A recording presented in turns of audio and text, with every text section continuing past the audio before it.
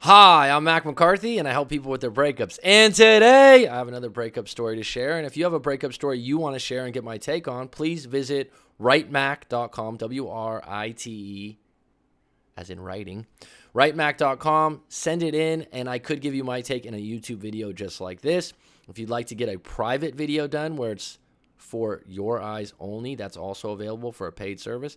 And if you'd like to book a live coaching session one-on-one on FaceTime or Skype, that's available also. Get some deeper clarity on the situation. So if you like this video, throw me a like. If you don't like it, that's just fine. If you really like it, maybe you want to subscribe and hit that bell so you can get updated on every live stream that drops, which is daily at different times usually, actually. If you have a comment for this individual to help them out, please put it down below in the comments, because we're all here to help each other, because everyone's been through a breakup once or twice, and if not yet, it's probably going to come at some point. So, my story written out. So-and-so and I met on Match.com in January. Instant attraction. I was attracted to his posture and dress and his profile. Nerd with a certain cool factor. Well, that's cool. Nerd with a cool factor. And I like the fact that he has good posture. I need to work on mine, that's for sure. He is a professor. Cool. Teacher. All right. Skinny thing. First couple dates, I wasn't that into him. After the second date, a movie, he kissed me on the forehead, and I was a dream. And said I was a dream. Well, that's sweet. That's kind. It sounds like everything went good in the first date. You were attracted, and things went well. Felt so sweet, safe, and flattering. Right. Question mark. Well, I mean, if you meet someone online on one of these dating apps, it's a discovery mission, and you have to go into it with an open mind. And if the first date goes really good, that doesn't mean everything's going to go good from there. One date is one date. Take it one date at a time. After about the third date, he went all in and insisted on seeing me again, even though I told him I wasn't over my previous ex. So even though he insisted, you still had the right to say no. I wasn't then. I fell in love super fast. Lots of time alone in this little apartment in a cool neighborhood as he waited for his divorce to finalize. It was final in May. So you're saying the guy that you were dating was waiting for a divorce. Lots of time alone in his little apartment in a cool neighborhood. So I'm lost here. Felt so after about the third date, he went all in and insisted on seeing me again, even though I told him I wasn't over my previous ex. So you're stating to him that you're fragile right now and you don't know where you want to go with this. I wasn't then, so you weren't over your ex. I fell in love super fast. So you fell in love with him. Lots of time alone in his little apartment in a cool neighborhood as he waited for his divorce to finalize. So he's finalizing divorce. So he's got wreckage behind him, and this is possibly a rebound situation. It was final in May. We saw each other every day. He got the house in the divorce, an awesome historical home, and an historical home and hip neighborhood I adore. Well, that's cool. Everything seems to go really flowingly so far. I moved me and my two daughters in with him. He did this from his mother, who was not going to approve. Okay, so if the mother's not going to approve from the get-go, you guys have to have an arrangement where you understand each other and this isn't going to get in the way of your relationship. He needs to answer to his mom. You don't. You need to be civil because she's older than you, and you need to do your best to be the bigger person. And possibly over time, a lot of times parents initially will be very harsh, arrogant, and pushy, but over time, if you can take it, if you can handle it, it's like being the rookie on a ball team. They'll respect you for it later. He did this from his mother, who was not going to. She caught me unpacking. He was out of town, and she came by to check on his house. He had been married for 24 years. Wow, that's a long time. Cheated on his wife with her best friend for over a year. That's what finally ended their marriage and broke his daughter's hearts. Well, that's an interesting little tidbit to the situation. Wow. Okay, if he shared that with you and was upfront about that, kudos for him being honest, because that's obviously not displaying great parts of his character. But if he's being honest and upfront, that's a big win for you. I brushed all of this off because I was in love with him. Sounds like it. If he moved you in and he was willing to take in your daughters and he lives in a great neighborhood and things were great from the beginning, at this point, yeah, if it works out or it doesn't work out, everything's lined up to say go for it. We had a great life together. in his home for about 2 years. Always made that clear it was his home. Well, being that he probably just got it out of a divorce and it's a nice neighborhood and everything, he probably didn't want to get remarried and put himself in a situation that if things went wrong, because he's already had a marriage go wrong of 24 years, that he didn't want to lose his house. We split all expenses 50-50. Again, this is probably a product of being in a divorce and not wanting to put himself in a position again of where he might lose his house or he might lose part of his pension or his checks. And so I think if he's upfront about that, that's just fine. I think that's just fine, and you have to deal with that. I even paid half of his property tax in his second mortgage, taken out by him and his ex-wife to pay down bills when she was unemployed. Okay? If you agree to that up front, you can't later on go, oh, that wasn't right. If you were living in the house, I don't know, rent-free or whatever, if you agree to that, later on you can't say, oh, I shouldn't have done that. You did that with good intentions. It was a nice house in a good neighborhood, and if you lived in that house and it cost you guys both rent, then fine. If in that moment you didn't feel like that was correct because you didn't own that house, then you should have said something up front. And now, looking back, if that ever occurs again and you have a real problem with it, then you need to put your cards on the table immediately. We are happy, but there was always an undercurrent around the kids invading his kids' home and space. My kids allowed because they came with me, but never welcome, especially by his daughter. Well, that's just an interesting, difficult dynamic. No one lives a Brady Bunch style life. I think depending on the ages of the children, that's a different dynamic. And that's probably one of those things that changes day to day. Someone could have a big problem at school. Someone could have this. And so you guys both being step parents to each other's kids and living, I think that's great and it's good intentions and you put your best foot forward, but there's obviously going to be problems with that. Eventually, my oldest daughter was rebellious, and I kicked her out of the house at her 18th birthday. Advice from her therapist to hold her accountable for very destructive behavior. Well, I'll say if your therapist recommended that and you respect your therapist, then you did something that you thought was best in that moment. 1.5 years and a baby later, she seemed to have changed and needed to come home. I let her in. He resented that.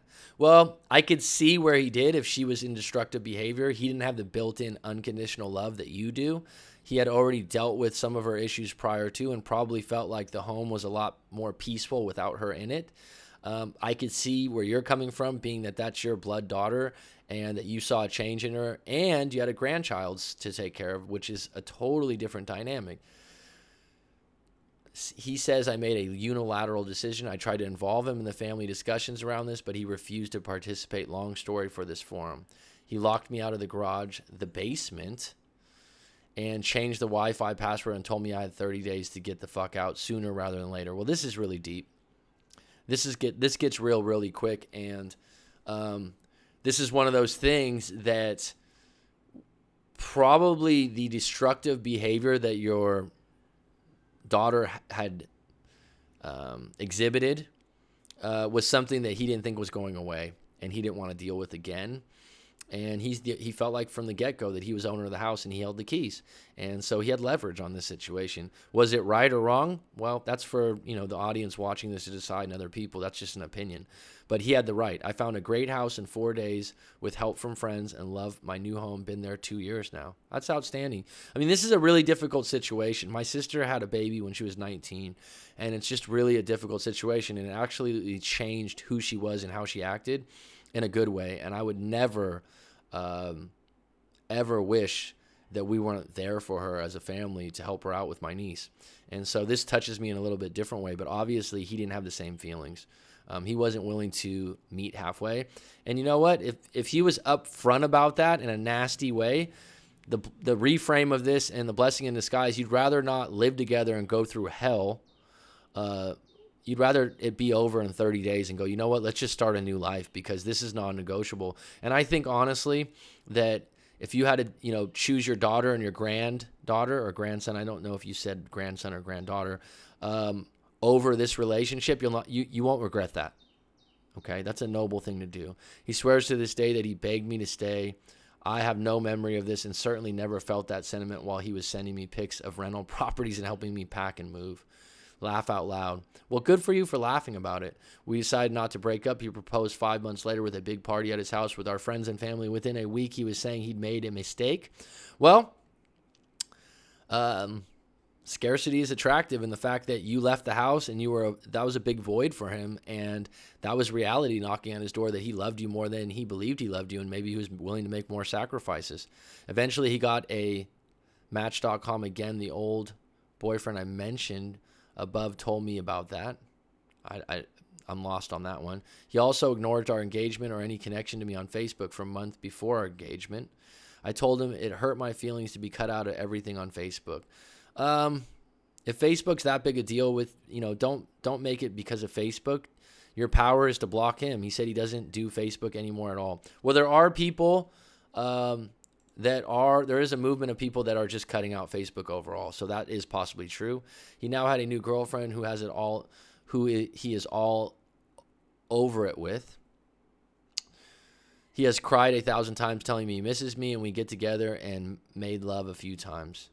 Well, you're adults and you're allowed to do that, but you don't need feelings exchanged. And if he's seeing someone else or he's already with someone else, the way you're saying this, just beware that you have a place and you have a choice in that.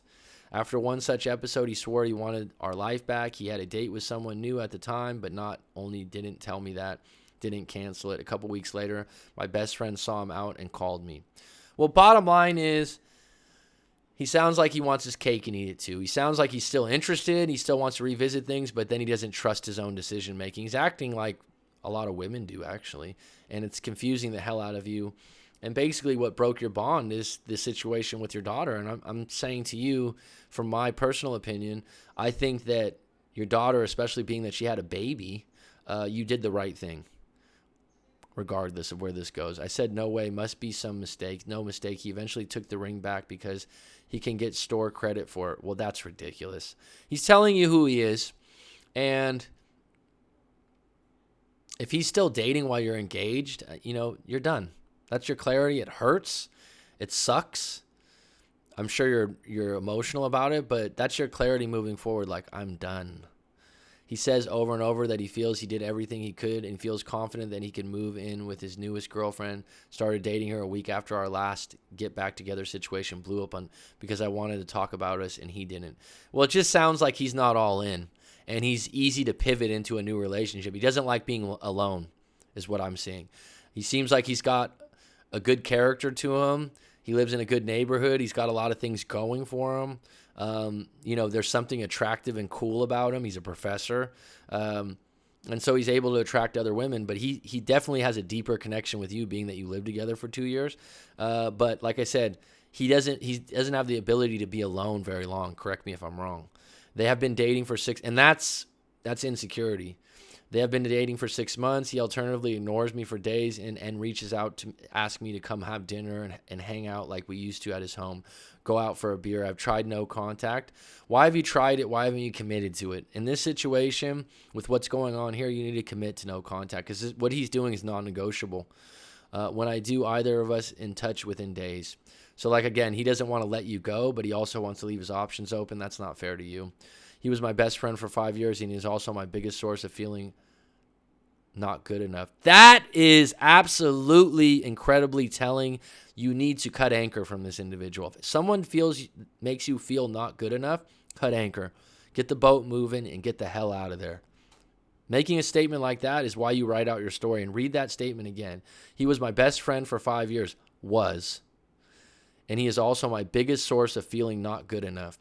Well, let me tell you this. Your biggest source of feeling better about yourself should be yourself, and should be you doing actions and helping other people that appreciate you.